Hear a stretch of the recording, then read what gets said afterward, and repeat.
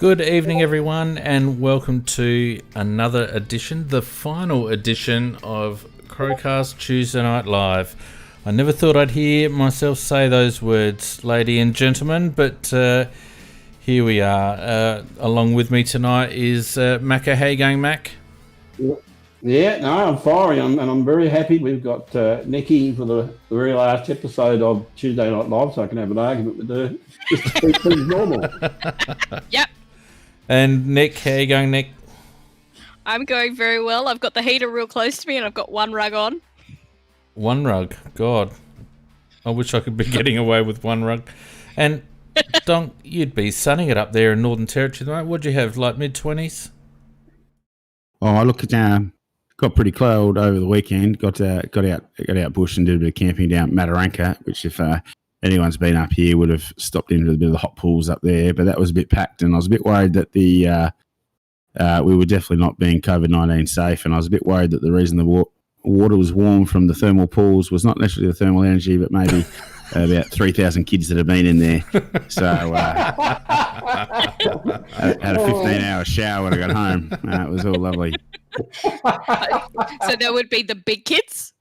Oh, look. Well, I'm not going to throw aspirations about anybody, but it was definitely a lot of close quarter swimming, and the water was a lot muckier at 3 o'clock in the afternoon than it was at 9 o'clock in the morning. Let's just put it like that. So they weren't social distancing? No, we were like sardines in a tin. Oh, well, nothing like starting our final episode with some quality banter and some mental images that I'd rather not have, really. To be honest with you. We're finishing off how we started. Yeah, but the thought of Donkey urinating in the pool was a bit much. It wasn't me. That often? You said the big kids. Yeah. Let's straighten this up. It's fantastic to be with everyone tonight. We've got some old classics in chat. We've got Vardy and J-Mac and Maddie, and I think PJ Crows will be along shortly. A big shout out to Peter J, who couldn't make it for our last episode tonight. He's been an integral part of CrowCast for the last 5 years, and it's pretty sad. Yes, Matt, I hope YouTube's working. Should be working. Telling me it's working. Wouldn't be a Tuesday Night Live if it was. I was going to say, something has to go wrong. Something's working. No, he's right now. He's just trying to put the wind up me. But getting back to the point, Peter J's been an integral part of CrowCast Tuesday Night Live since its inception. It's sad that he can't be with us tonight, but we send a special thank you to him for all his work over the last 5 years. Hopefully he's listening in. Nikki, you're also... He's really the only sane one out of us, really. Oh, is he sane or is it just a facade, Macca? I don't know. I don't know. We're all insane. We're all a bit nuts, yes, I think. You don't have to be mad to work around here, but it helps. Yeah. Yeah, absolutely. Speaking of mad, Nikki, you're also a foundation member, and it's good that you've made it to the end. I started just so I could yell about Essendon being drug cheats. Yeah, that's right. Did you? Yeah, and she hasn't stopped yelling. That's when we started. And they've never shut you up since? No. Nope.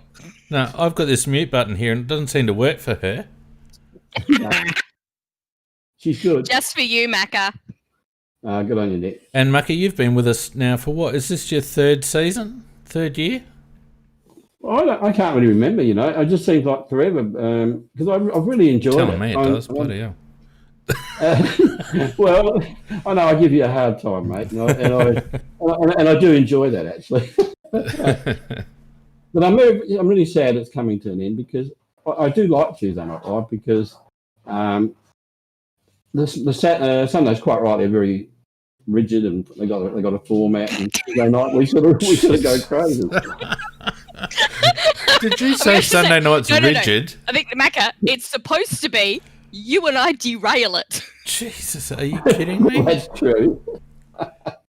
No, seriously, Fiend, I've loved it. It's good. Yeah, no, it's been fantastic. Dan Donkey, you're a relative newbie. This is only your second year, isn't it? But the flavour that you've brought to the party is a third, is it? Yeah, this will be my third. I started off boundary riding a grand final year. Oh, that's right. That's right. When we had a couple of games. Was offered a full-time gig, which you've regretted ever since.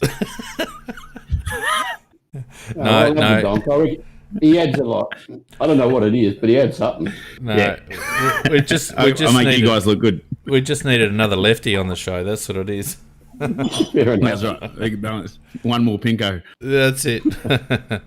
No, seriously, before we get into it, and I'm sure we'll reminisce a little bit throughout the course of the evening, but we do thank everyone who's followed us over the last 5 years. 150,000 downloads we've had in that period just for this show. That's not counting the other shows that we've done. If you'd have told me, Nick, when we started doing that pre-recorded thing way back when, and it was a bloody nightmare, if you'd have told me that we'd have, I think our first few episodes had like 100 listeners, and if we you'd have thought told, that was pretty good. We did actually, and we've quite regularly peaked over 1,000 listeners now, and we've gone across platforms and all the rest of it. It's fantastic. We've had some great interviews. We've had some interesting discussions. We've had some highs and lows, haven't we, as Crows supporters over that 5 years? Some terrible lows and some almost highs.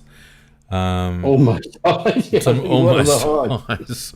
Well, the prelim win against Geelong was probably the pinnacle. We'll just pretend the season ended there. Yeah, that's right. You're right, though. That would be the pinnacle thing, because there's been, I think so.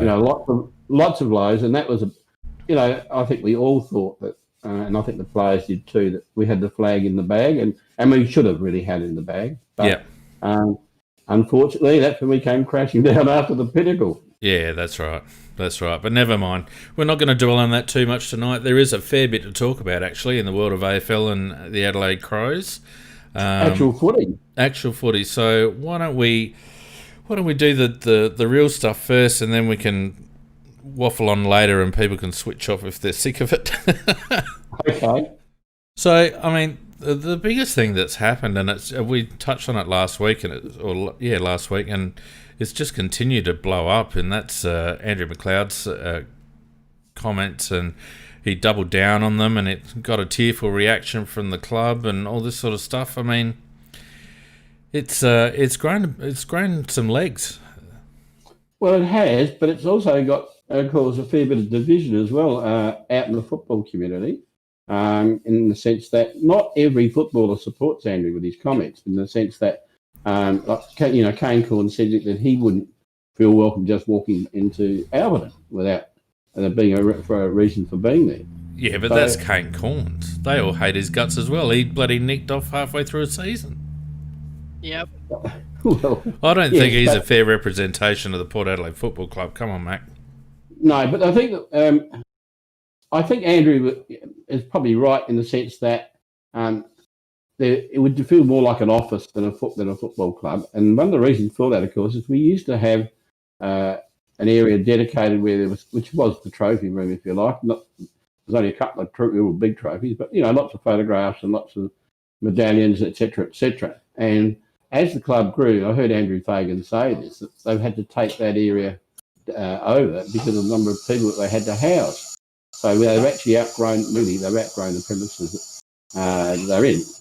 Well, COVID-19 probably struck it back that they'll probably fit in nicely again. But that's one of the reasons why all that paraphernalia wasn't around like it was. But I still think that it could have been handled a lot better, in the sense that at least have some pictures around the place. Let's have something around the place that makes it look like a footy club and not an office. So I'm actually saying I agree with Andrew. I don't think he necessarily did it the right way, but I think he's got a very good point.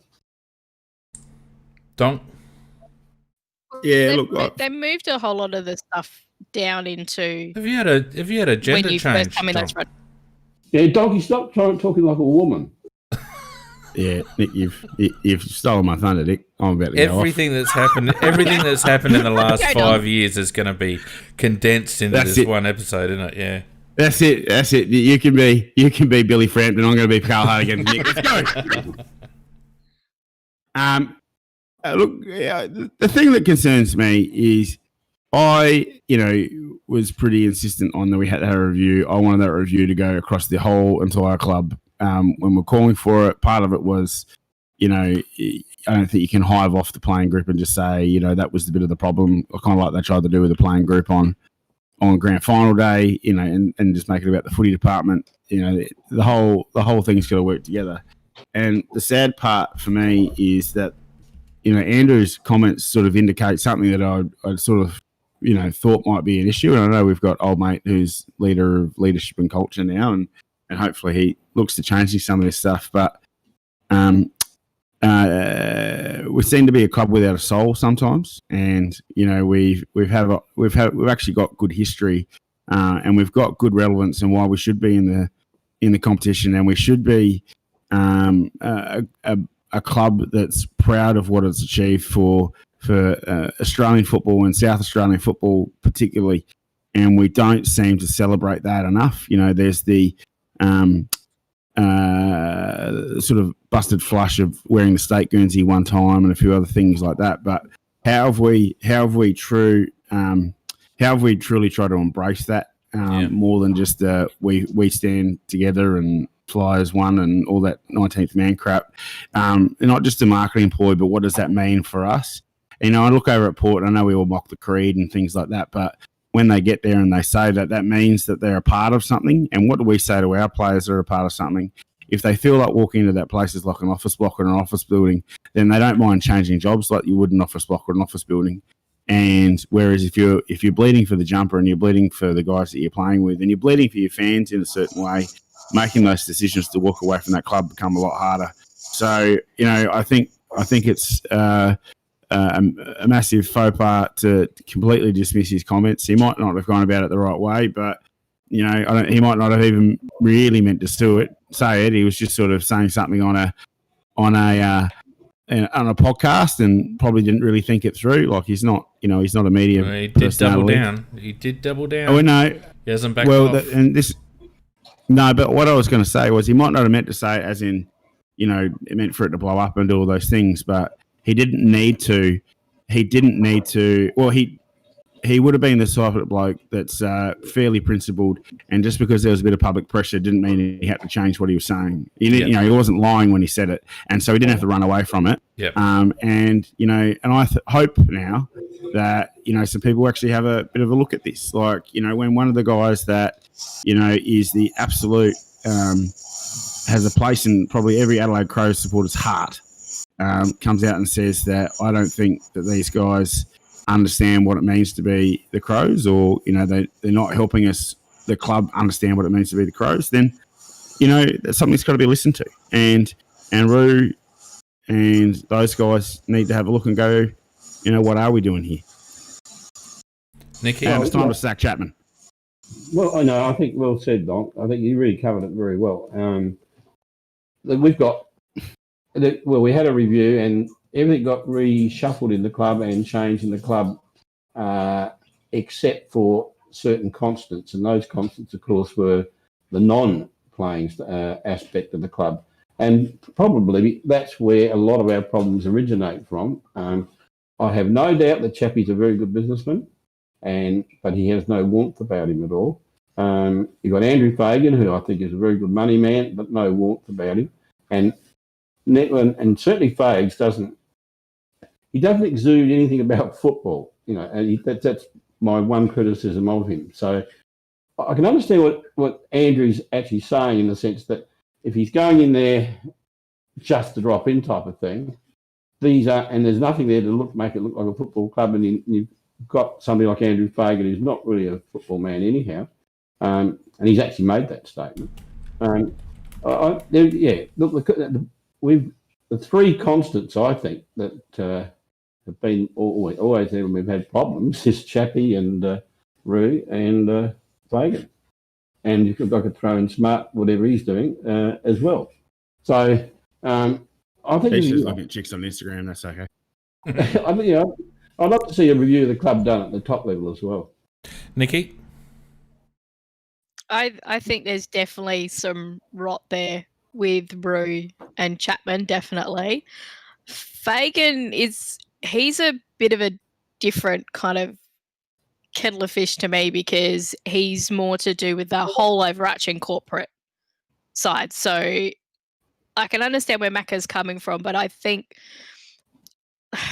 looking at Fags, I think he's kind of come to Adelaide as he has done throughout the rest of his career. It is going to be a stepping stone further on for him to something higher. I think that's Agreed. there. And I don't have too much of a problem with it because that's what that type of job is. But for people like Chapman and for people like Rashudo, and I think for me, I think a lot of that specific grievance with McLeod, as Vitality Magic kind of alludes to, I think it might be Rue. And you have to, what people kind of forget that it's not that McLeod's just dropping in. McLeod's actually the midfield coach for the women's team. He is going to that club quite a bit. He has a lot to do with those AFLW players. And we've talked about this on the cast, that the way of the women play and the way they treat the club is different to the professional men that this is a job. And when McLeod was playing, it was closer to that feeling of, yes, you got money for it, but you had passion for the game. Whereas now the way that our game is going, with the way that the money is coming in, it is more that American model. And it is a job. And it's, as much as they love football, that's not what they're in it for so much anymore. It's to set them up for the future for a lot of these young players and a lot of these old players. But coming back to what Mac is saying, though, that and everything you said is true, Nick, and everything I said before is true.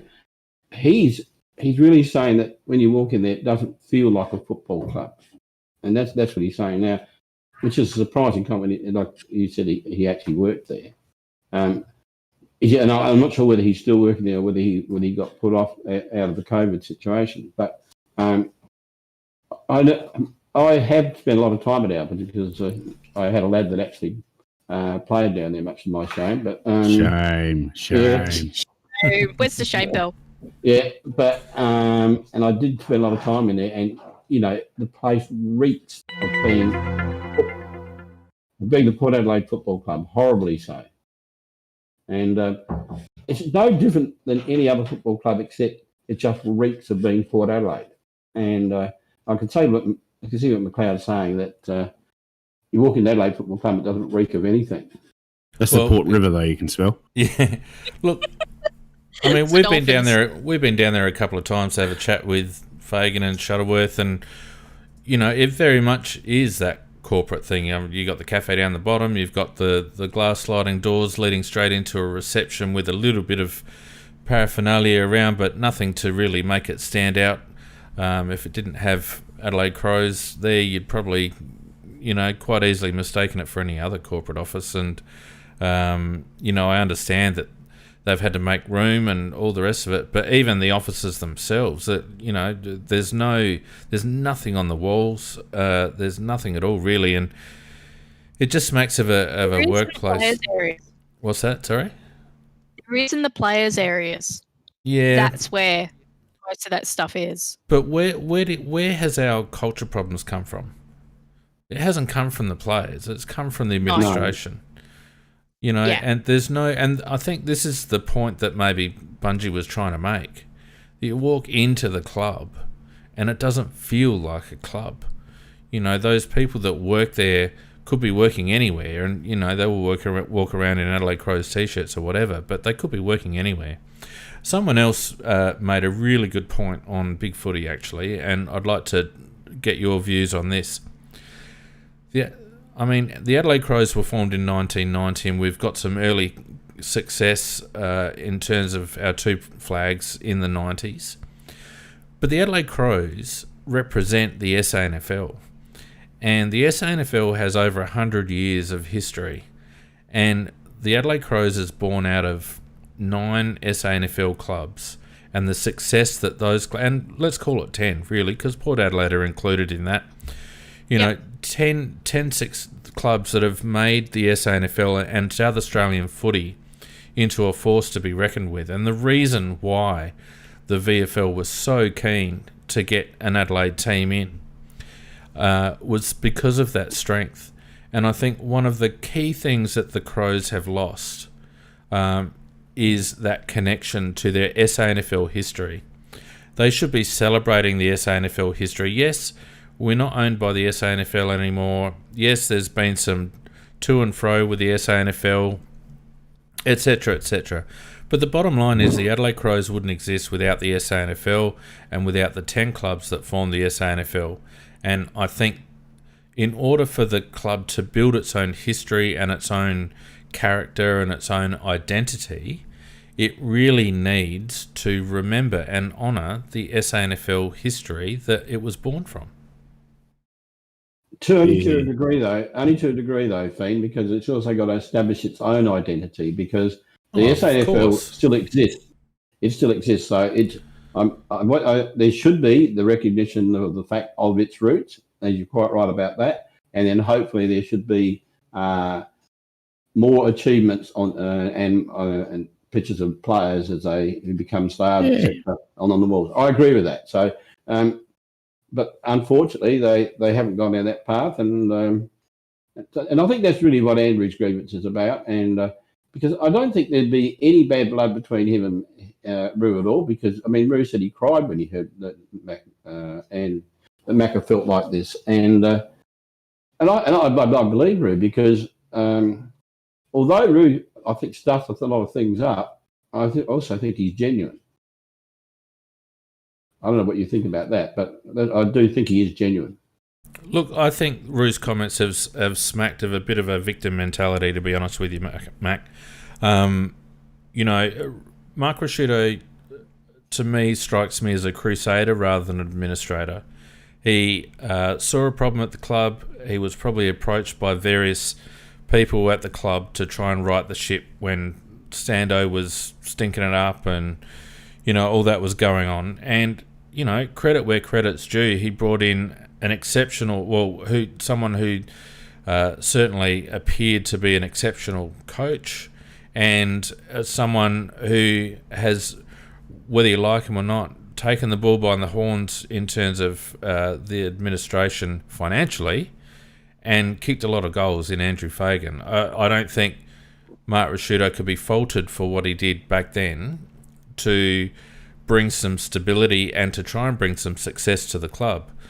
But I don't think Mark is the type of person that can then have an ongoing thing. I think he's very much a hit and run kind of person.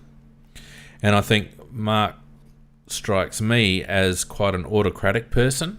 That's come out in some of the things that he's said. You know, the thing that sticks out to me is the go support another club.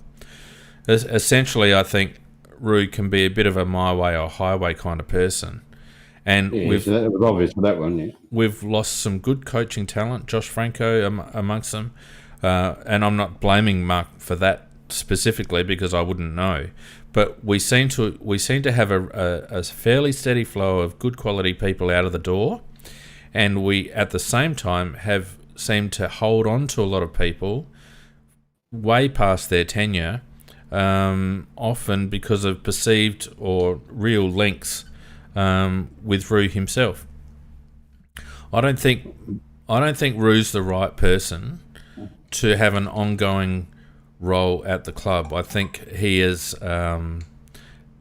struggles with being collaborative, and I think that's where we are now. I think there's not enough voices steering the ship at Adelaide, and I think it's going in the wrong direction. So I don't know, mate. I'm sure Roo is upset with what's going on, but he's presided over a lot of that. He's been there for the last 5 years. He's been there when Brett Burton was in. He was instrumental in employing Brett Burton, who you can't stand. Put him into the. That absolute dickhead. But put him into the fitness department and stuff that up when we had a very good fitness department already, and then promoted him. So obvious. Yeah, and then promoted him to general manager of footy ops with no basis. And he stunk that up too. Mark I Rashuda still has think- presided over the decline of the club from the point of view, let me say a cultural decline of the club.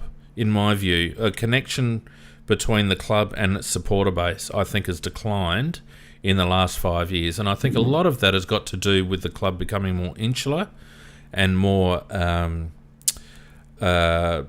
what's the word I'm looking for, complacent about its supporter base, and maybe just losing sight of why it's there in the first place. So Mark might be upset about it, but he's also got to take the responsibility for it. I can't argue with the word you said, because there's no doubt that, and that's what I was saying very much the same thing as you. I said, I think he's absolutely genuine, but he does have a lot of F-ups against his name. So, again, and what you're saying is actually just detailing what I wasn't saying in detail. I was just saying that I think he's genuine in that he thinks he's doing the right thing, but as you said, so many of them have been so wrong. And he burnt was a classic example, and I still think to this day he's still on my letterbox. I think Matt made a brilliant. Matt made a brilliant point in the chat that is essentially Rashudo does not know how to be self-reflective, and some of those things that you talked about before in their Phoenix, that really does show, particularly the fact that yes, Burton's his mate, and yes, he has that great he's got a degree and all this other stuff, but if he actually had the ability to step away from this is my mate and look and see what he did at Brisbane, he would have never have gotten the job here at Adelaide with that kind of background and those kinds of results that he was doing. And a lot of his statements, like the one you alluded to as well, that, go support another club, is he gets his back up immediately as soon as somebody attacks him. And but when he gets his back up, that's when you see how he really thinks. And what he said on TV that day was what he really thinks. If you don't like it, piss off. That's what he really thinks. And he's definitely run his race. You're right. He came in to be that mover and shaker, but he can't look forward. He can't look of how else can I continue to improve on it. And I think that's what Fagan has actually done. He doesn't. Whilst there is some complacency going on, I think for Fagan's side of it, he's always trying to take that next little extra step. I agree. Forward. But for people like Chapman and for people like Rashudo, they're not looking to take those extra steps. They've gone, we've made this change. We'll just sit back and let it happen, and we were brilliant. And where they got it massively wrong in the review was that he and the rest of the football department weren't looked into. The board, you mean? The board. Yeah. That's where the rot is. Yeah. Well, just taking that one step further then, Chapman said he is resigning at the end of this year. No, he hasn't actually said that, Macca. He's saying he should resign. He hasn't definitively said he's going to resign. He said he should resign. Hashtag it's time, Chappie. Is that right? That's correct. Nicky? Oh, what are you got to ask Nicky for? Oh, do we really need to go into that? Well, no, he did, Macca. I went back and had a look at the quote. Did you? Okay. Yeah, he's actually, 90% he's going to go because he believes he should go. But he hasn't said that he will go. He's a squib. What else is he going to do? And because you're actually wrong, Macca, I don't think he's very good business at all. That's why he's had to find refuge in a football club after being, especially Mr. International Banking Man. There's a reason why he didn't start still on at St. George. He's a dud. We've got a dud. He's got some good pedigree. We've got nobody any good stuff. He's overseen our worst decade. Like, if you have a look at the last 10 years of our club, it is our very worst good decade. point, Don. Yeah, We have missed the finals 6 out of 10 times, which is the worst performance in by any measure. Yep. We've lost more key star players or young players that would be stars than any other time in our history. Yep. We've appointed, we've had, I think, 6 senior coaches in that period of time. One obviously we lost pretty unluckily, but still there's been a huge turnover. So we either haven't been getting those decisions right, or there's other things at play. He's continued on the malaise that Trigg sort of had us going on, and has infected a club that is just wanting to do okay and make the middle and not look to improve or get better. And if you have a look at the way we performed after, we lost the grand final, it wasn't about improving. It was just about holding steady and hoping we're going to be good enough where that starts. And as soon as you're not getting better, you're getting worse. And that's just how life is. Now, I just have to hold proceedings for a little bit because we have a little special guest that's rocked up. And I'm very glad to see him along because he's played a huge role in the CrowCast in general. And ran the Thursday night preview show pretty much by himself until he turned into a big shot bloody YouTube sensation. Welcome, Scorpus. How you going, mate? Hello, everyone. I hope my microphone's working all right because I've literally just joined without testing anything. So, mate, you're supposed to be the tech hero. Come on. Mike's fine. Yeah, good to be back. Good to be back on the show. I've kept listening every week to all the shows. So, yeah, I thought with this final version coming, I actually thought it was happening next week. But, got to get on and have a chat. Yeah, no, it's good to have you, mate.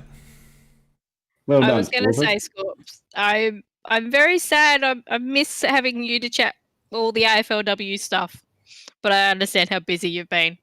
Yeah, that was always a bit of fun. Kept up with all the AFLW stuff as well, but yeah, it's just life's been a bit busy. But yeah, it's great that Phoenix has been able to keep on going with everything, and yeah, I'll be keeping on listening to the Sunday wrap because that will be continuing, which is great.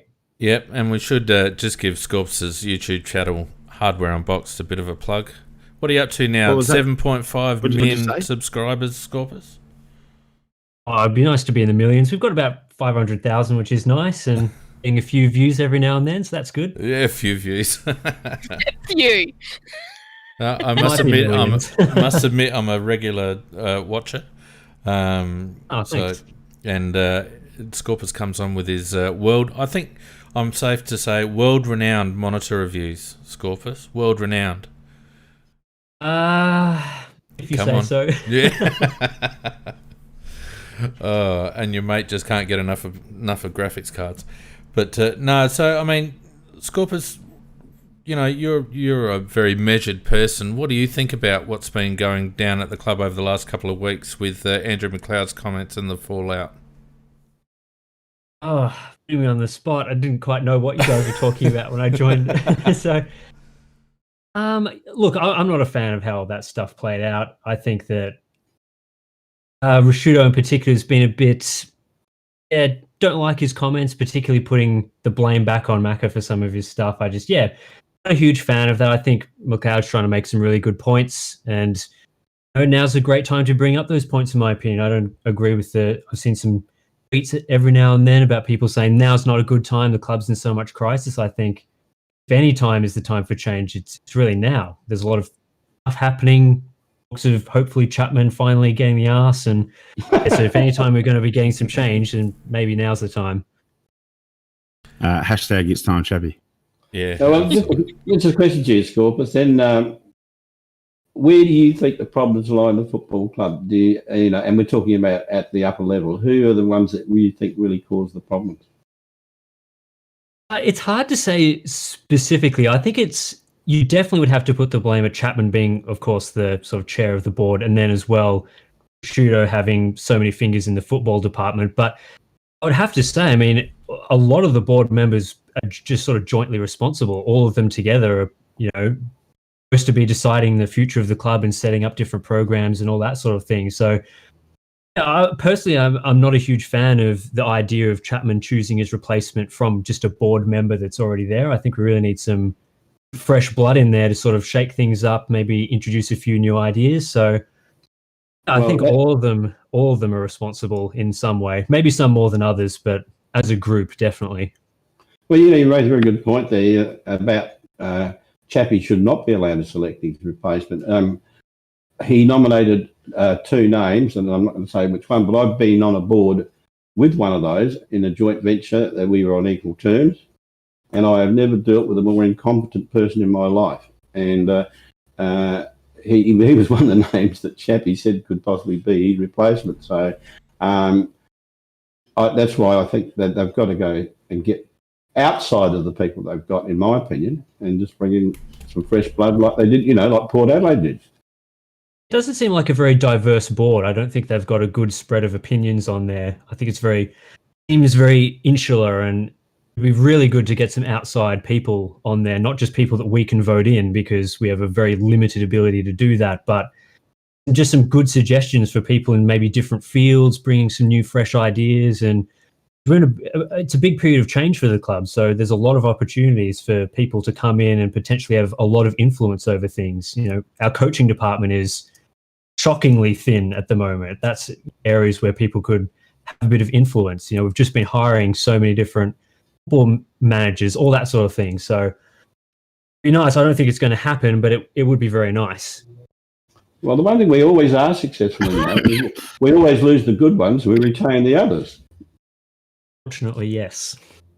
And that seems to be a bit of a trend, doesn't it? And again, it's an indictment on blokes like Chapman and Roo, Roo's the director of football. Correct. He's the direct conduit between the football department and the board. And so ultimately, at board level, the buck in terms of football operations and football department performance rests with him. And we've lost some good coaches. Josh Franco, by all reports, was a good coach. Marty Matner had runs on the board and certainly had our defence going well. There's been a couple of others. I beg your pardon? The coach of Carlton.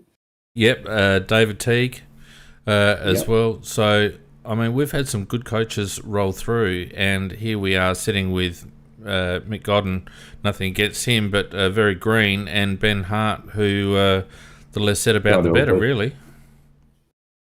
Yeah, God help us. And I understand that we've got, budget constraints and all the rest of it, but if you're going to toss up between some of those, like Marty Matner and Benny Hart, why aren't you keeping Marty Matner, for goodness sake?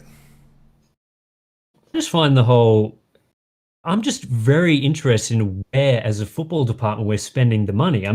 Even with the proposal of, cutting however many millions out of the soft cap, there's still many millions left in that cap. And you don't see Collingwood or Richmond or even West Coast just letting go some of their line coaches willy-nilly, or at least, they haven't done so yet.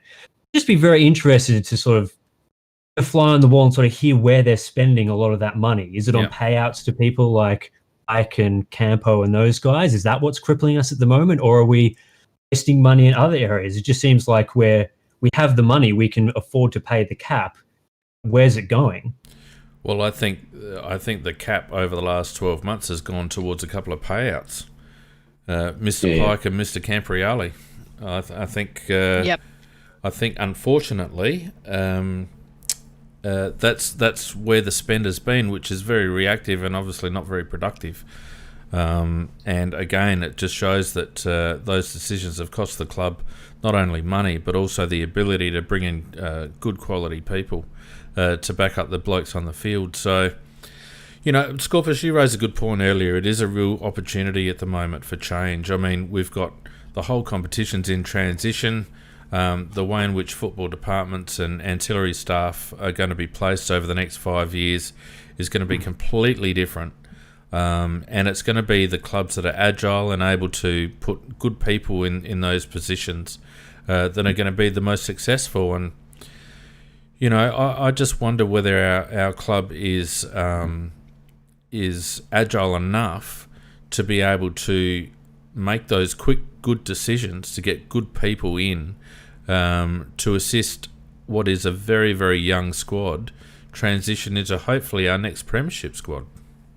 Another thing you can say, though, Fiend, about the way we're structured at the moment, Nixie's come in there and he's really had no say about who his assistant coaches would be. When was the last time a coach came in and cleared out the assistant coaching panel? I can't even think of the last time. No, but I think he will be able to at the end of this year. So I think I'm sticking up for Nick's here, not necessarily the club, but to talk about Nick's. Yeah. Nick's obviously didn't want to, or probably couldn't because of people being contracted, etc. There's going to be a lot of good people around at the end of this particular season that will be available, and a lot of them that Nixie knows as well, that he will probably bring into the club. So I think that is the one positive I can see with the situation we've got. We've got a couple of dickheads there, and well, certainly one in Ben Hart. I don't think Mick Godden's a dickhead. I just think he's inexperienced. No, that's why I corrected myself. But Ben Hart is really, they tried to get rid of him, and nobody took him, so they had to keep him. But he'll be out of contract at the end of this season, and I think that we will see a different coaching panel next year. In the meantime, other clubs have had to do very similar things in the sense that what they've done is, in a lot of cases, not a lot, but in some cases, they've got rid of line coaches and brought up the development coaches who were the ones that are really feeding the line coaches, and because they're on a lot less money. And there are going to be some very good people out of work that will be available at the end of the year. So that's one positive about the rotten situation we're in. We can improve. Don't forget That's my concern with all that. Go on, Scorps.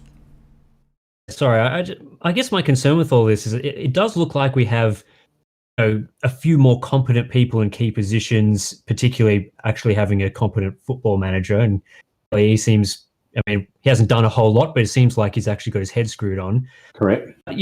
How much of the changes that we want to make, like, for example, X comes in, he wants to choose his own coaches from this big pool of people that are now available. How much of that is going to be blocked by people above Kelly?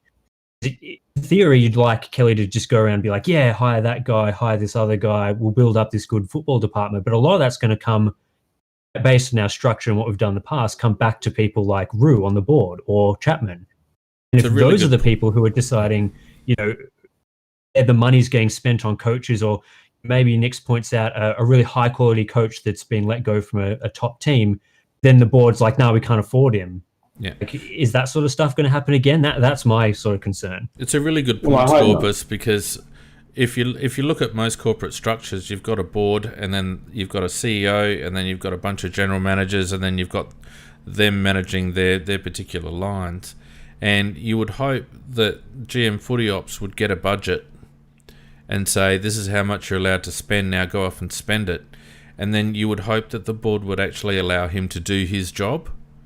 This micromanagement from board level, I think is counterproductive. And I think certainly one of my criticisms of Rashido earlier, Scorps, and you might not have been quite on just yet, but is the fact that he's got his hands in a lot of the pies at Adelaide now, and he's very autocratic. And I wonder whether he is actually going to give GM Footy Ops the freedom to be able to do his job, do the job that he was employed to do, or is he just going to be a person who rocks up to Rashido's office and goes, well, I think this, and Rue goes, well, no, I think that, so we're going to do that, and then he just rubber stamps it, because he's a very good quality bloke, and we've employed him for a reason, and it would be a real pity if we didn't allow him to actually use the talent that we recognised when we appointed him in the first place. It's a hard one, because I think a lot of supporters struggle with the image of Rue over the last couple of years, because he is still a very key part of our history as a club. But you just see, I guess it's a different situation with Burton, because it's easy to hate Burton. He wasn't necessarily, a premiership legend and all that. I found it easy. He was a honest player, but you look at Rue and it's like, well, you have to. I'm sure a lot of this happens within the club as well. People are sort of tossing up, well, that opinion, maybe I disagree with that opinion, but he's a club legend. So I don't know. I'm sure that's going to cause a lot of problems down the line as well. Yeah, look, there's a lot to play out, and sadly, from my personal point of view, I don't think there's enough introspection at the Adelaide Footy Club for them to be able to, as you, who was it, Nikki, I think said it, to put themselves up against the mirror and actually have a bit of self-assessment, have some honest self-assessment, and ask the question that Pikey supposedly asked himself last year is, am I part of the problem? And if so, am I part of the solution? And, you know, there's some blokes there that have presided over a fair amount of stuff-ups over the last 5 years, and they're not usually the people that will steer you out of the mess. It's usually the next bloke. But the way we're structured and the way the board is elected, it is going to depend on whether people have enough humility to be able to make the same sort of call that Don Pike supposedly made. I have a question for you, Phoenix. When was the last time that we had a new board member that wasn't member elected, and when was the time before that? Because it seems like there's just not a lot of turnover in the non-member position. I think what was the ex-sports minister, Kate Ellis? Yeah, Kate Ellis. She replaced Paisley, didn't she, Mac? Yeah, she did. Yep. Yeah, so that would have been, what, 3 years ago? About 3 years ago. I lost my info then. Yeah, 3 years ago. Yeah, exactly right, mate. And before that, maybe the that senior police person. What's her name? Oh, yeah, I know who you mean, though, yeah. And that would have been about 6 years ago. So it's potentially some board members there that have been around for a while. Oh, it's been a very static board. Very static board. If you have a look at the Adelaide website, and I might just try and call it up while we're chatting, if you have a look at tenure, there's a fair amount of tenure in that board. Yeah, there's a certain member there that he was part of the state bank failure, so It runs on the board. I'd say no more about that, but that's true. I think part of the problem is that we unfortunately put these particular players up on a pedestal because they were good at football, so therefore they must be good at this other stuff. And I think Rue's proving very much no. And we do the same thing as like when we talked about a member rep, and I mentioned, Jamison was the last one. No actual proper member rep really is going to win once they put them up against an ex-player. And we've had a number of times ex-players. I mean, we've got a member rep now, but he's been gagged by the club. Yeah, well, Kim. I mean, Kim's a nice fella. I've had a couple of offline conversations with Kim, but we wanted to have him make a comment around the camp time, and he just wasn't allowed to. And I appreciate that he's on a board and he's got confidentiality and all the rest of it.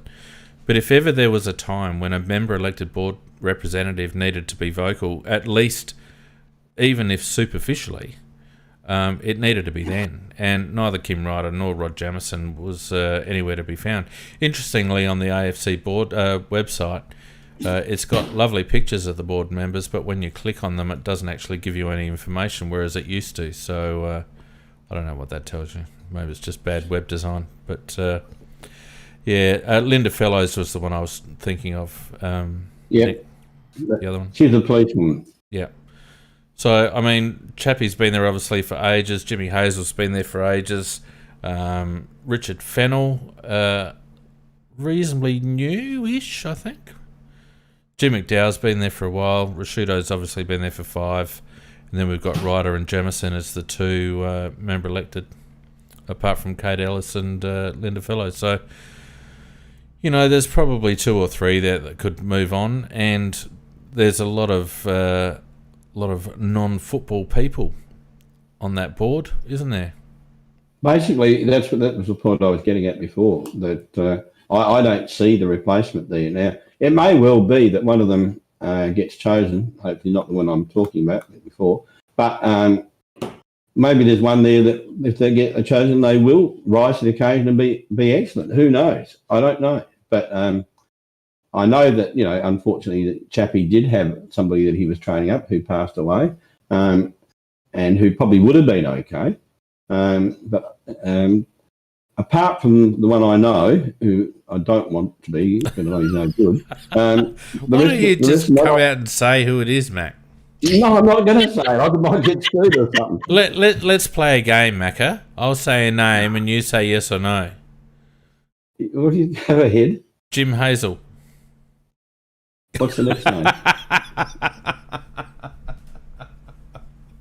And that's that. I reckon the only one out of that board that I'd even have a slight whiff of confidence in to at least initiate some change is Kate Ellis, to be perfectly honest with you.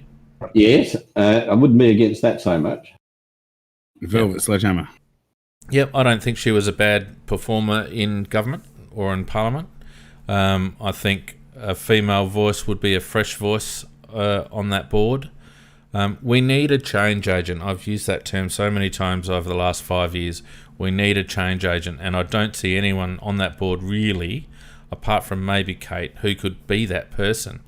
And I don't see anyone coming in from the outside that has sufficient clout and leverage to be able to change the culture at board level. So it needs to be someone like her that maybe has a, you know, with the chairmanship might have a little bit more leverage and a little bit more motivation to speak and to drive change. So she would be my pick out of the current board members.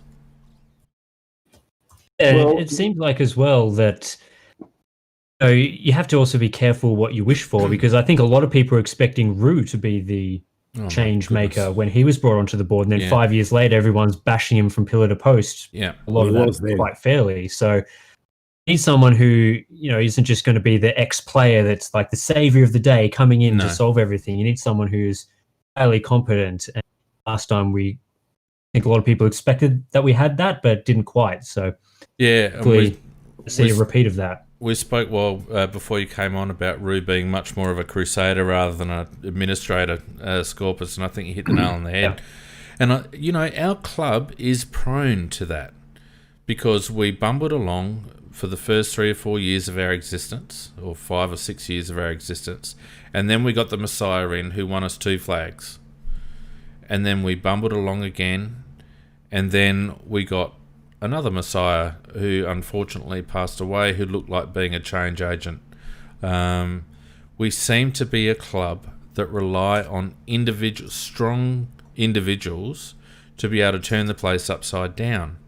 And I think that's an indictment on the club. We shouldn't be relying on strong individuals to come in and just, you know, run amok in the club and turn everything upside down. We need to be able to build something that's sustainable, so that we can have ongoing success. And you look at Hawthorn, what they built after they nearly merged with Melbourne, and how they got that club back on track. And it was a good mix of ex-Hawthorn players, but also really strong administrators like Jeff Kennett. You know, like him or love him, he gets things done. Like him or hate him, I should say. He gets things done. So there was a real sense of this is the club that we are, with Dunstall and Don Scott and a few others. But there was also some smart heads there to make pertinent decisions.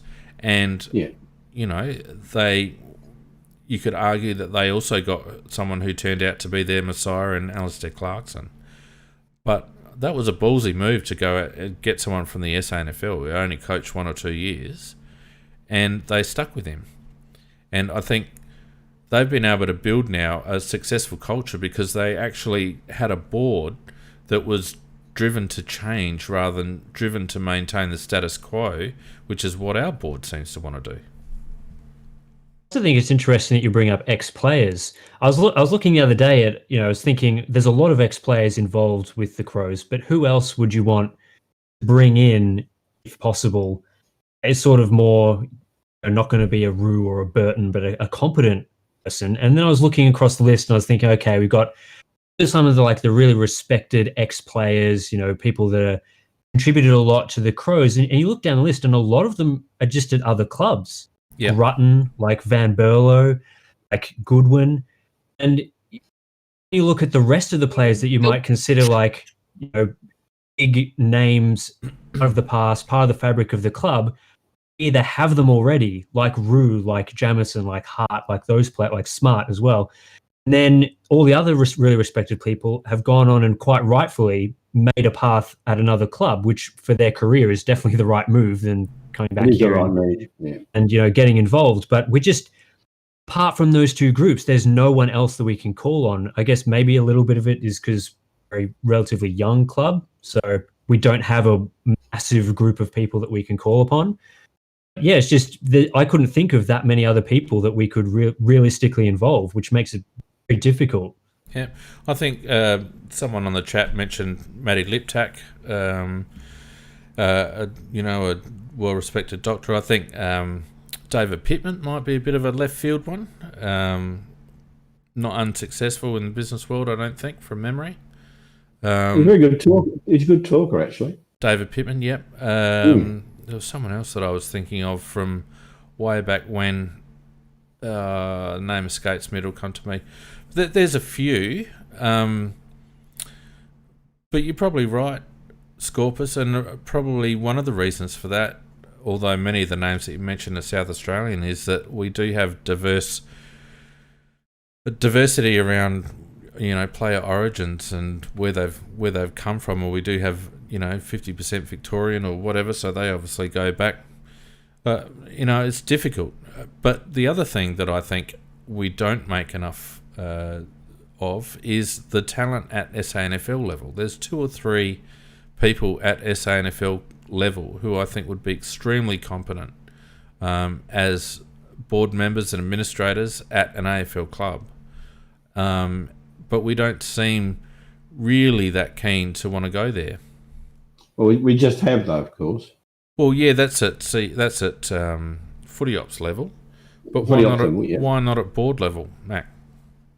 Well, no, there's no reason at all. Why Do we not? shy away from that because we don't want to be seen as an SANFL stooge?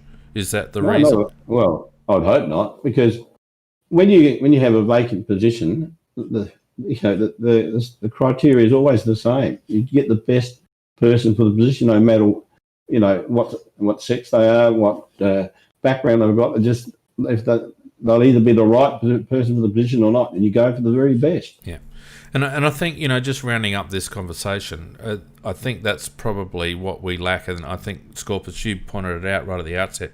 We lack diversity at board level, and maybe that's because we're not casting a very wide net.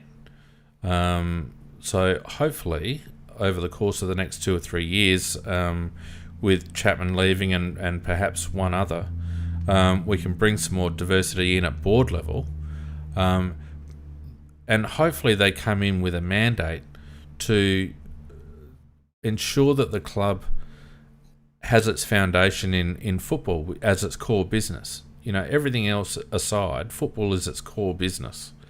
I think that the strong, successful clubs now, Geelong, Hawthorn, Richmond, West Coast, football is very much their core business, whereas I don't know whether that's actually the attitude at Adelaide at the moment. Well, if it isn't, it better soon be. Because I think we're in for a lousy year coming up, and then but in the process of that, we should be getting ourselves set clean so that we get the right people in the right spot, so that we have a good year next year. Yeah. So we've done that to death. What the hell else has been going on, Mac? Well, I'm pissed off about something, so I'll go on. I've got the opportunity to say it. Now, I don't know what people out there in the chat think, but there is only one showdown game this year. Only one. And why it's a Port Adelaide one, I do not effing know. Because there are 2 sides who normally have a showdown each. They have the opportunity to bring their sponsors in, and they have an opportunity to bring their crowd in. Okay, COVID restricts that, and we've got a situation where now we've got 2,000 people allowed to go to the football. And nobody on earth will ever convince me that it shouldn't be 50-50 in terms of the number of people that go there from each team, and in terms of the sponsors, it should be 50-50 again, because there is only one effing bloody showdown game. There isn't 2, there's 1. And I don't know why that bomber pork parasites who rely on all their dole money from the NFL, why they get the opportunity and we don't. And I just think it's wrong. And that's Well, I think you just said it. they're the ones that rely on the AFL, so the AFL will give them every opportunity. I have a little bit of mail that a deal was done with the Adelaide Crows Footy Club to say that if we allow that to happen, we might get a nice little primetime fixture later in the season. What? What a shocking fixture. Yeah, well, we don't have a great fixture. We might not fuck you as hard later on, so let us fuck you here. We'll stick the pineapple up there, but we won't revolve it. Oh, what? Well, the problem I have with a deal like that is that we're not going to be terribly well performed this year. So a primetime slot probably doesn't serve us very well, whereas having 50-50 crowd at a showdown would actually serve our purpose a lot better. And therein lies, again, the issue that we were just talking about. Do the Crows, are they a football club? Is football their core business, or is revenue their core business? And at the moment, well, that decision smacks of we place more importance on revenue, in this case, prime time exposure, than actually helping our team win a game of football. If you look at the other clubs that would sort of pick up a stink about something like this, you reckon Eddie Maguire would just be sitting around going like, yeah, that's fine. Big rivalry match, and you just have all the crowd. Half the buildings in Victoria be knocked down by now by Eddie Maguire if that happened. Yeah, serial whingers Geelong. That'd probably be kicking and screaming like till the end of time. All those big clubs, yeah. I mean, Port Adelaide's not a big club, so you can't really include them. But no, Richmond would be the same. Well, they do have to sell all those prison bar Guernseys that they had made. They're not prison bars. I know it's not. It's the wharf pylons, but they call it prison bars because they're idiots. They don't even know their own history. So I think that's actually more what it's to do with the fact that they get to wear that Guernsey at the showdown, that they need to have a crowd. You know what? If there's no other crowds, I don't think there should be a crowd in there. I don't know why they're wearing that dirty old rag anyhow. It's just a SAFL jumper. It's not an AFL jumper. Mate, apparently you watched your kids run around it. Jesus. Yeah, come on, Mac, shut up. Oh, yeah, and I hated it. Absolutely hated it. But also, we're not, I'm just going to put it out there, we're not that good at making deals with the AFL. Every time we do it, we always seem to come away with without being able to ride a bicycle for a couple of weeks. Yeah. That's my point. Yeah, I just think it's stupid. Who cares whether we get prime time this year? It's not actually going to serve our purpose at all. Good old rollover Chappie. It's time, Chappie. Good old rollover Chappie. Yeah. Yeah, Donkey, you're just throwing out slogans harder than bloody Tony Abbott, mate, at the moment. Yeah, I'm in a mood. Speaking of which, Tony Abbott getting a bloody an honour, for God's sake, 2 years as a Prime Minister. I'm getting optimistic that I might get one next year. Or maybe How much money not. have you given to the Liberal Party? Not very much. Well, there you go. You're not a chance. Try nothing. The other thing that happened, of course, down the club during the week, and I don't know about you guys, but I thought this was a really good thing, was the biffo between Billy and Hardo. How did you guys see that? Hardo's got a nice shiner. Yeah, but I tell you what, I saw Hardigan land a couple, and I have to say, in all the time I've watched his whole career, it's the first time I've seen him hit something that he aimed at. You don't miss often either, Mako, I'll tell you what. When it comes to Hardigan, you don't miss very often. Oh, look, I thought it was good that... Well, he does, though. I thought it was good to see Billy fire up. He's obviously fighting for a spot in a forward line raffle at the moment, and good on him. Good on him, and good on Hardigan too, because he's probably feeling under pressure from a couple of young pups like Geordie Butts and McCasey.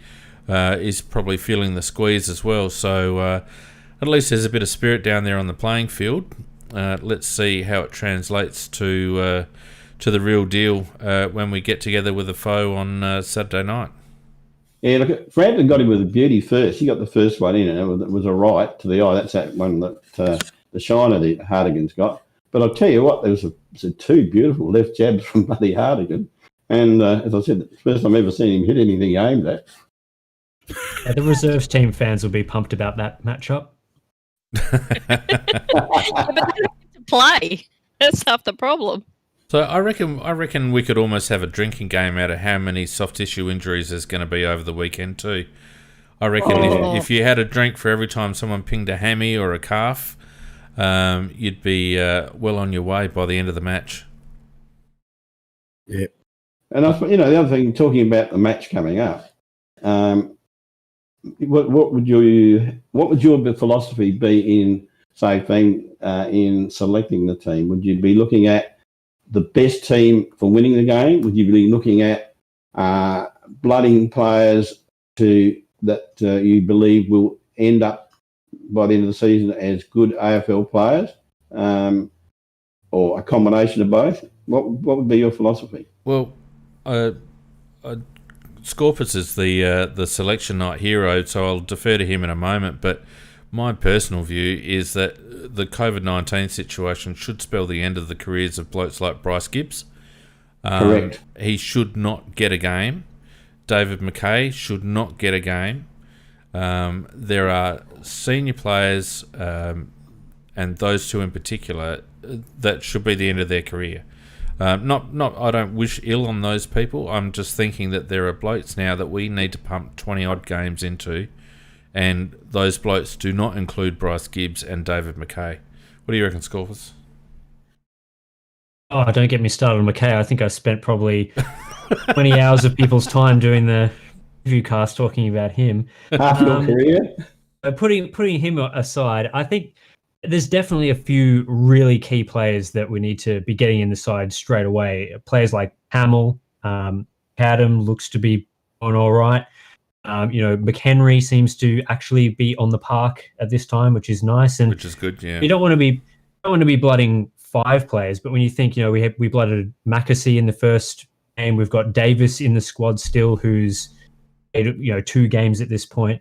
And you add in, and then if you are adding in, Hamill, McHenry, those type of players, you're suddenly starting to get a pretty good mix, I feel. So I'd be surprised if we saw like a Boland being selected or like a real Smoky like that, or a Butts or something like that. But there's definitely some players that should be in this week, and then for the rest of the season, McHenry and Hamill in particular, I think should be just chuck them in there, see what they can do. Yeah. What about Crocker and Keys? I actually like the look of both Crocker and Keys. I think the question for those two... Crocker. Oh, I don't mind Crocker. I think the question is, are they the future? Yeah, Feed and I will fight you about Crocker. We both very much rate him, and I think by the sounds of it, from a couple of the snippets they've been playing, Nix does as well. I remember we were both very surprised, Fiend, that he didn't make the first round. I was surprised, yeah. Yeah, I think that was more about giving Benny Davis a run and less about Crocker's form, because he certainly... Well, maybe it's Frampton. I think he was... Frampton got his spot because of a different sort of mix-up in him. Yeah, and I reckon if we just go with Tex as that secondary ruck, because it's shorter game time that they're playing, means Frampton's not in, I'd put Crocker in instead. Well, that's what I'd be doing, Nikki. I'm agreeing with you. But yes, that's what I would do. Yeah, it's hard to find a spot for Keys. You sort of look at, I'd be preferencing players like Schoenberg over Keys, just from what I've seen. Not seen a whole lot, but he looks like a real ripper of a player. And, I'm not shitting on Keys or anything. I think he's a fairly average, a terrible player. Not amazing or anything, but he's not like you put him in the squad and you're going to be like, what the hell are you doing? I just think, if you're going to be blooding a midfield type player, that Schoenberg should probably be ahead of him at this point. Well, I was reading about Schoenberg. They reckon that he's not really going to be ready this year, and so the time to bring him in will be next year. And that came from the club. No, he has to play this year. Yeah, a few matches here and there. He's got. Are we losing much by playing a Schoenberg for 4 or 5 matches throughout the year? Probably not. We should play him. We should be trying to tank. We should be playing as many kids as we can and losing as many games as we can and get as good a draft pick as we can. Yeah. That is how winning.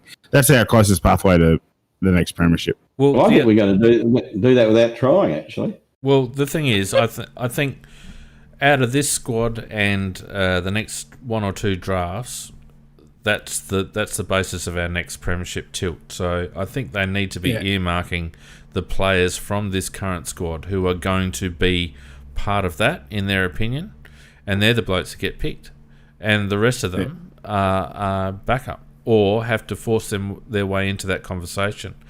And you're right, I'm quite a good fan of Benny Keys, but he's not part of that conversation at the moment, I don't think.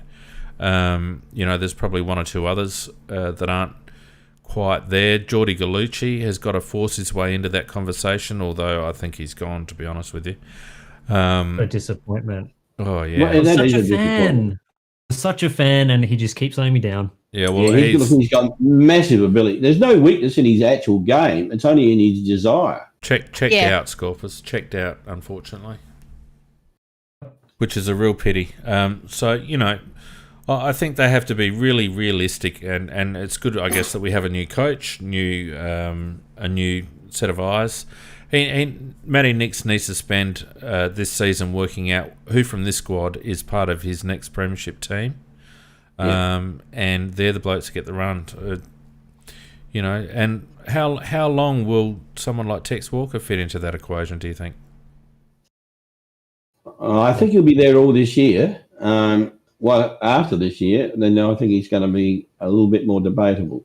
But you do have to have some senior heads out there for the young boys to listen to and be rallying, to rally around the young lads when things are just going absolutely shit out and you're getting flogged. You need somebody out there who can actually put some balance back into them, and Tex has got that type of character. That's all well and good, Macca, but there's not many places to hide on a footy field these days. And if Taylor's form drops off too much, depends how he's playing. The leadership that he brings is not going to be offset, or not be enough to offset any drop in form. It's a bit of a stretch to have him in as a second ruck, and we've got a couple of young lads that we've either got to give games to or piss off. Elliot Himmelberg and Billy Frampton, they're either in or they're out, and the bloke that's standing in their way is Tex Walker at the moment. So how long do you keep giving Tex games at the expense of working out whether either of those two lads are going to be part of the future? I don't hold super high hopes for either of them. I think fortunately, it's looking more like we're going to need to fill that spot in the draft, which could give Tex a bit more time in the AFL team this year. Neither of those are really putting their hand up as well as they could be, but we'll see. I reckon centre half forward could be filled by our last year's number one draft pick or first round draft pick. I hope so. I like him there. You talk about Mackesy? Yep. You stole my line. I was just about to say that. To me, he was a forward in most of his junior footy, and he has the ability to play both ends of the ground. And he's got all the attributes of a very good footballer. He is too talented, and apologies to everyone who's ever played defence in Aussie rules. He is too talented to be a defender, Macca. I'm in the same camp as you. Yeah, too much talent to be He's got some special ability, and I think he's wasted at centre half back or full back. He is a bloody marking beast, and I reckon he needs to be up forward. Yeah, but we've also got his best mate, who's also a marking beast, who's actually been a little bit quiet. I think he's a little bit behind Fish in terms of that X factor talent, etc. But we've also got Josh Worrell. People forget about him. Yeah, they reckon he's going to be very, very good in the long term. Yeah, and Worrell is definitely that swing type player that you can play him up forward, wing, and down back. He's got a bit of height too, hasn't he? Oh yes. Whereas I think Mackesy to me is just a dead set marking forward. He's a target. He'll make things happen for you up forward. I'm totally in that camp. Yep. Yep. So it'll be interesting to see whether they actually conduct that experiment. I think didn't he play a few minutes in round 1 up forward, Macca? I think he did from memory. He did. Yeah, he did. He had a brief spell up there. Oh, that's right. And he actually got near about 3 balls in about 5 minutes, didn't he? And it almost took 3 marks. And the thing is also with the ability with him to be able to do that is we've got Duday coming back. Yeah. He's almost like another new recruit. Yeah. And to be honest with you, I think Tom Day is the leader of the future. And this is why I ask about Tex Walker. Because, Tex has been a fantastic leader of the club. He's got his flaws, so what? But we've got some young leadership coming through, and we need to give blokes like Tom Duday ownership of the next generation. The era of Tex, and to the same extent really Rory Sloane, has gone. That squad, that group of players had their chance, and they weren't able to make it work.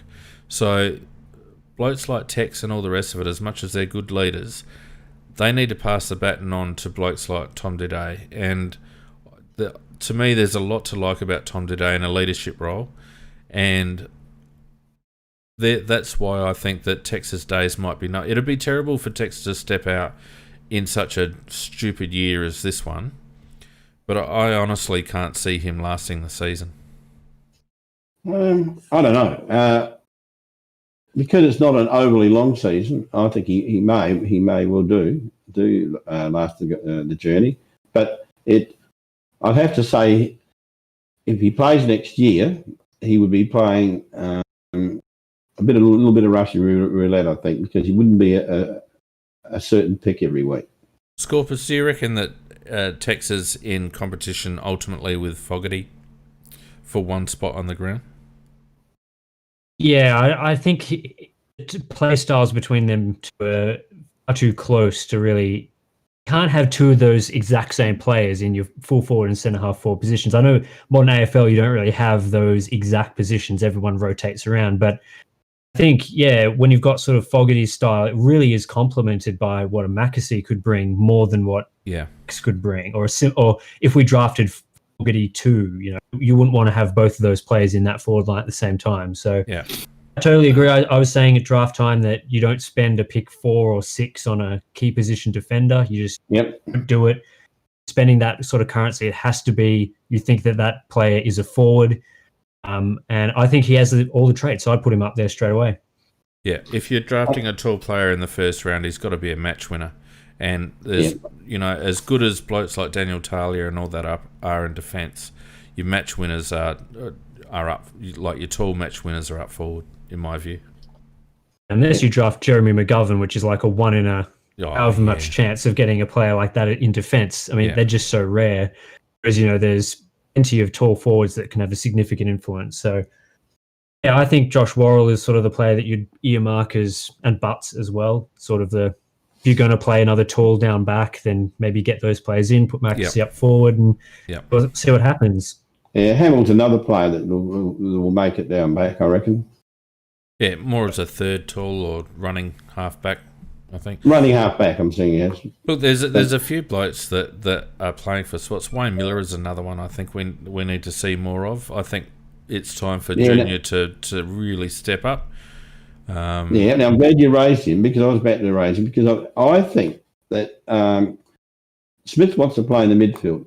I think Smith goes back onto his halfback flank and Miller goes to the midfield. It's time for Miller. No.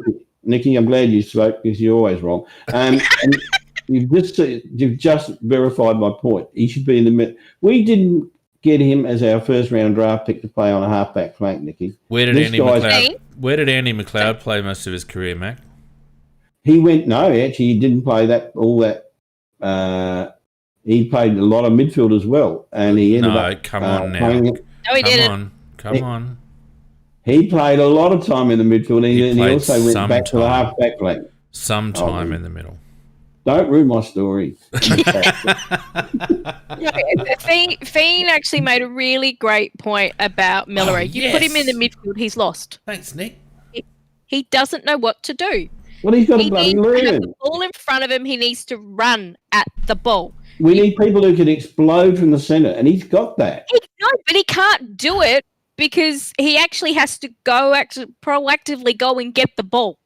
And he doesn't know how to do that. He's a one-way player, Macca. It's unfortunate, but he's a one-way player, and he's dynamite off halfback. And I'm not arguing against that at all. But when we actually did draft, I don't think we drafted him for that purpose. So. No, we didn't. We didn't. But I mean, we drafted him on the back of one bloody selling candy in a final. Really, let's be honest. He had a big final.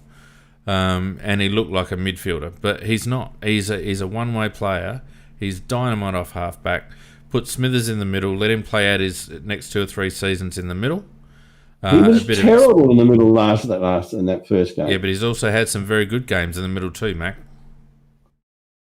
Well, I mean, he only had about 5 touches in the last game. Oh, well, look, what's wrong with rotating Miller and Smith, for example, through that midfield role, and like having a 3-way rotation with Dede? Happy with that. I would put Miller through the wing. You rotate him with an Atkins as part of the Atkins-Seedsman rotation. See, I'd rotate Atkins with, I don't know, the bench? SANFL side. No, there's a lot of talk that Atkins will be actually playing a fair bit of midfield this year. I've got no doubt about that, unfortunately. Well, if he does get the ball, he's got the toe. Well, he does. Yeah, look, selection's going to be really interesting, and I think the selection over the next 5 weeks, irrespective of results, is going to be a real insight into how the club is viewing the next, 24 to 36 months worth of development in the squad. And I guess time will tell whether they stick with the old guard. I swear to God, if Bryce Gibbs gets picked, Sunday night's welcome back show is going to be a half-hour rant about Bryce Gibbs, and then probably just dead air because I'll break my microphone or something.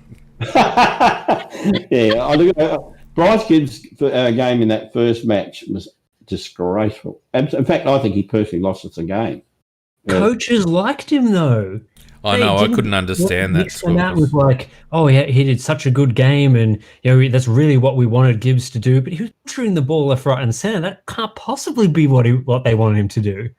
Yeah, I have no idea what they're judging him on because the rest were all like, huh? I must admit, I fell over when I saw that comment from Nixie, and I thought it actually put a little seed of doubt in my mind about bloody Nixon when he made that comment because. I watched the replay of that game and it was horrendous. There was not one decisive disposal from Gibbs that whole game. Patrick on YouTube reckons that Gibbsy should be in the forward line. I just can't see a spot for him up forward. He's not fast enough. Better and younger players.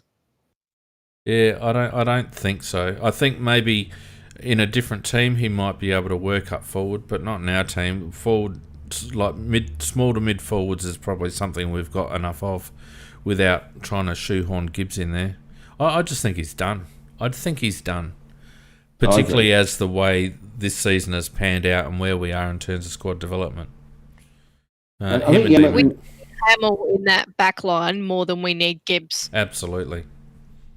Because we've 100%. got Laird, we've got Dede, we've got Smith when he goes back there, we've got Miller. We've got enough in those positions to play, and they all play better than Gibbs. Yep. And that then allows us to also bring in a young one. Well, Go ahead. So I think it's really important that we play senior players in the half forward flank roles that we tend to, the places that we've chucked in the past, your Galucci's and your Riley Knights and those type of players. I just think it's such a bad place in our team for development, and hopefully Nix can change it up a bit coaching wise so that it's not that for players anymore. I just think that if you're going to bring a player in, you don't want them being in that position and having to run around and wave your arms around all the time. I think putting players like maybe giving Sloan a bit more time there, maybe putting Atkins, Seedsman, those type in that role would really allow players like, instead of chucking Jones or McHenry straight up into those garbage roles, him a bit more influence. It's a black middle hole. and Half forward. Half forward is not an easy place to play, and it's certainly not an easy place to rack up possessions. And you look at the young lads that we've played there. The Gooch was playing there and picking up 7 to 10 possessions, but every possession he got was gold when he was playing there. He just couldn't get enough of the ball simply because he was playing in that half forward black hole disaster spot. You're dead set right, Scorpus. I'd go a step further and say that if we've picked a bloke to play in the midfield, we play him in the bloody midfield. I don't want to see Chase Jones anywhere else but in the midfield rotation. Anywhere else is just a waste of time for his development.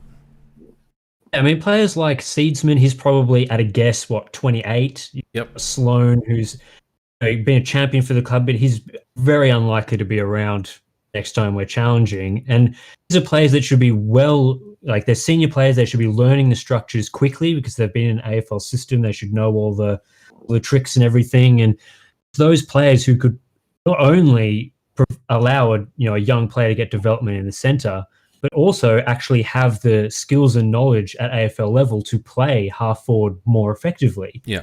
And players like Seedsman definitely have the skills that you're not going to be pulling your hair out when they're trying to kick into the forward line, Ben Hart's tactics aside. So I just think it's really something that we need to be doing. And I would hate to bring McHenry in as his first game and see him run around in that half forward spot and finish up with 5 touches. It's frustrated me for so long. I'd be willing to bet you a nice $1,000 video card on that, Scorpus, because I reckon McHenry's going straight to small forward when he comes in. I wasn't going to put it as bluntly as that, but yes, I was going to say I think that's where he's going to be. Yeah. Anyway, does anyone think we've got a chance against the Pierre on Saturday night? Isn't it? Yeah, I think we can do it by -9 goals. Chance. Donkey, what do you reckon?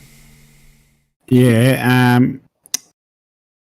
I always think we can beat them, which is probably a flaw in my thinking. But I think it's going to be a bit tough. I just don't think we've got the engine in the tank. So probably -3 goals. Nick? We'll win by. I think we've got 3 chances. Yeah.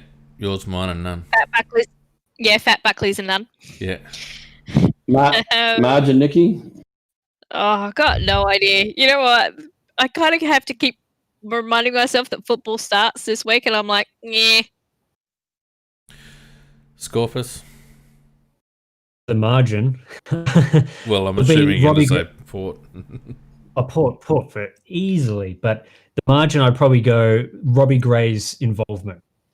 He'll easily have 45 and 5-6 goals. That'll be the difference. Yeah. Yeah, and Fuddy makes a good point on the chat. How do we win and who kicks the goals? I think how we win is an interesting point. I don't think we win the midfield. We perhaps get a bit of bounce off half back because I think our defence matches up all right, Robbie Gray aside. But our forward line has just been so dysfunctional. And it's going to, I think, rely on some individual brilliance from someone like Darcy to kick a bag for us to kick anywhere near a winning score. And I can't see it happening. I can't see him getting enough service. So I reckon Port by 6 goals, to be honest with you. Is Matty Wright in charge of our forwards? Is he going to be in charge of our forwards on the day? I have no idea. Because I have a lot more faith in Matty Wright as a forwards coach than I do Ben Hart. And so if he's in charge, we actually, that forward line might not look. Isn't it Brent Riley? Yeah, it might be Brent. He's not doing defence. Brent Riley's doing defence. And, who's doing what? Do you know this podcast is going to reflect what it's going to be like in the coaching box about 5 minutes before the game. Now, what line are you doing again? Nixie, no, that'll be 5 minutes after. That'll be 5 minutes after the game, Pete. Which line are you doing? Who the fuck was doing the defence? I thought that was you.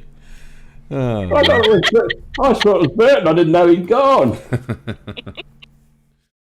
All right. Well, look, let's wrap it up, boys and girls. We've talked footy for long enough. Now let's reminisce for a couple of minutes before we piss off. It's been an epic podcast to finish what has been an epic run for Tuesday Night Live. I could put everyone on the spot and go around and ask people what their favourite memory was, but I think that's a bit short notice. But Nikki, have you got any good memories of the last 5 years of Tuesday Night Live, or are they all terrible? You were always threatening to release me swearing, and then we just gave up and went live, and I went, oh, fuck it. Yeah. Even though I knew my mum was listening. Sorry, Mum. I got to say the interviews, a couple of those ones that we got to do were just, I mean, that was great, and we have to thank the club for the time that they did that. But that was a lot of fun. Yep, it was.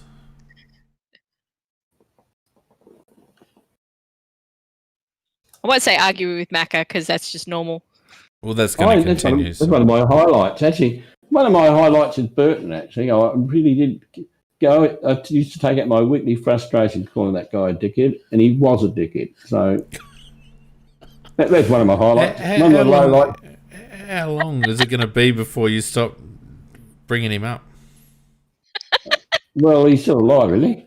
Oh, God. But, yeah. And the low light was the low point of the whole podcast is getting my bloody letterbox stolen in the middle of the show. I couldn't believe it. That was my low point. No, actually, I've loved it. It's been fantastic, and and the thing I do love is the people that chat out there. As I've openly said, I often steal their lines because they're pretty smart out there. And I've got to say thank you, and for listening to me. I really enjoyed it. I've had arguments with Fiend. I've agreed with Fiend. I've had arguments with Nicky. Never agreed with Nicky. And then and Donk, I think he's just absolutely a classic. And Scorpus, when we all know he's an intelligent bloke, he really doesn't belong in this cast. And no. And I just think it's been great fun, and I think it's going to be sad. I'll miss Tuesday Night Live. Now, Donkey, they always say that when a sitcom or a TV show is floundering and it's got through its first season or two and it's just starting to drop off the ratings, they always bring in a big name to lift the ratings. Shark. Always bring in a big name, and for us it was you, mate. And look, unfortunately didn't have the impact that I was hoping. Oh, everyone's the funny man now. I didn't realise this was going to turn into a roast, but I'm happy to go. Now, look, I'd really like to share my highs and lows with everybody, but I think everyone that's been a regular listener would know that I've been fairly trashed for most of the episodes anyway, so I can't exactly remember it. But I think that Paul bloke we've had on the last few weeks has been good. But no. Look, it's been an honour to be on the show and to be with you and the listeners. It's a hell of a lot of fun. Macca's dulcet tones made me listen to the cast in the first place. And, the highs of, thinking we're going to get back there in 2018 to having the soul-crushing experience of the last 2 years of watching our club sort of, slowly cut itself open bit by bit by bit and never actually put a Band-Aid on it has been it's been absolutely horrific. So thank you, Adelaide Crows, for killing that part of me. Bambi. You've killed Bambi. People will remember fondly how optimistic and everything I was at the start, and then it's turned into my rants. But look, I'm gonna spot hit on Sunday Night Live, so I'm sure there'll be a bit of ranting to come. Look, thanks to all the guys out there that I chat to and muck about with on the Twitters and the other things. It's really I'm gonna have a bit of a cry, but really, this has been a really fun experience, and really proud to be on and be with this team of people. Even you, Phoenix. So I'd also like to thank my mum. She's been a really big support. The shortest amount of time is taking the longest fucking time. Well, I mean, we know the spike in listenership that occurred when I started doing the competitions, long format version of the competition. I could show you a graph that showed the exact point that people stop listening. And for some reason, I always seem to coincide with when we're doing competitions. I don't know why that is. Now, Cut steep. Now, Scorps, you went on Tuesday Night Live per se, but we probably didn't get a good enough opportunity to say goodbye to you on the Thursday night show. So, goodbye. But, you know, personally for me, it was fantastic to have someone that could just hit the ground running on Thursday night and make it your own. And you really did make it your own, and it was something that we really couldn't replicate. I had a few cracks at it, and in the end, I just deferred to the format that you put together for Thursday night. So I do thank you for that. And I'll just throw over to you if you want to say anything now. Yeah, thanks. Yeah, it was good to see the cast has continued throughout this whole time.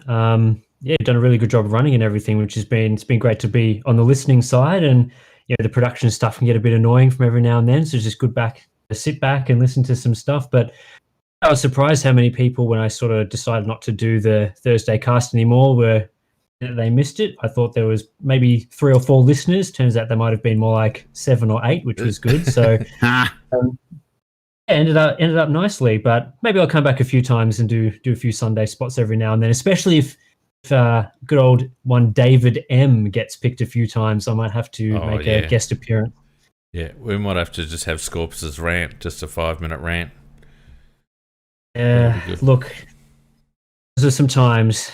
It amounted to absolutely nothing because I don't even, has it been 3 years, 2 or 3 years since I haven't been doing it? Still on the list. So all that time was wasted, but you know, maybe one day. Yeah. Yeah. Now look, from my perspective, it's been fantastic. So I mean, I said a fair bit last week, and all I want to do really is give a massive shout out to everyone who's supported us along the way. We've had some really good sponsors.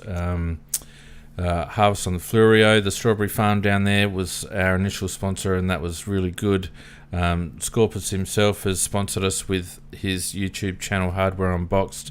We had Ryan at Smith Partners Real Estate give us some massive support, particularly last year, and also the boys at Down to Earth Electrical. So we've had some really good support. We've had fantastic support from all our patrons on Patreon.